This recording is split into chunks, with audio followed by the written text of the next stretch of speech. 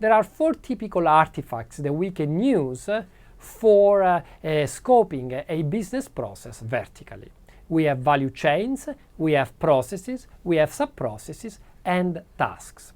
The value chain is, as we said, a chain of processes. Could be a chain of core, management, or support processes. If it is a chain of core processes, then it would refer to a particular line of business and directly generate value for the company stakeholders and its customers. As a rule of thumb, a value chain should contain from 3 to 7 processes.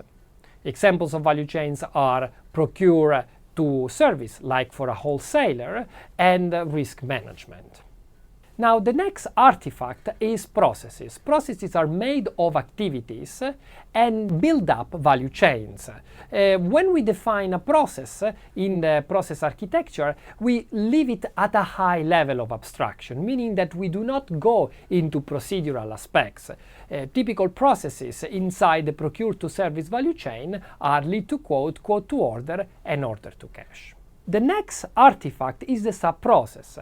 Depending on the complexity of the organization, we can actually have sub-processes being nested into sub-processes, like a sub-process.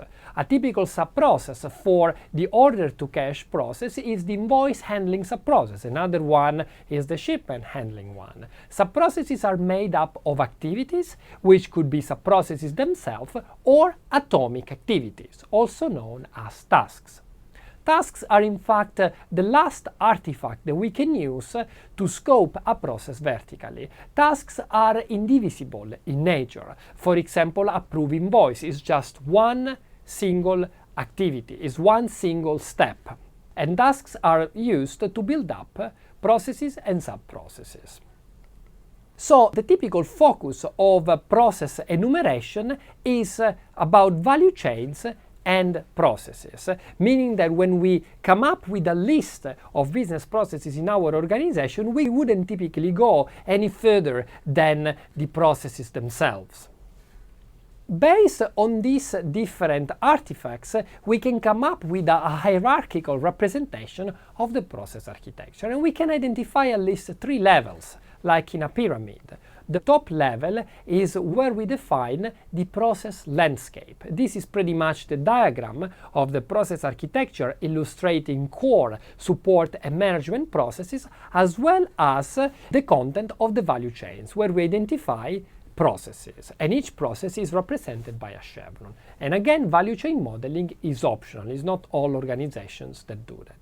The second level of abstraction is where we identify the main processes, so essentially business processes that can also be called main or root processes. Now here, as part of the process architecture, we would simply have the boxes, but when it comes to discovering, we would expand each of these boxes into an actual process model.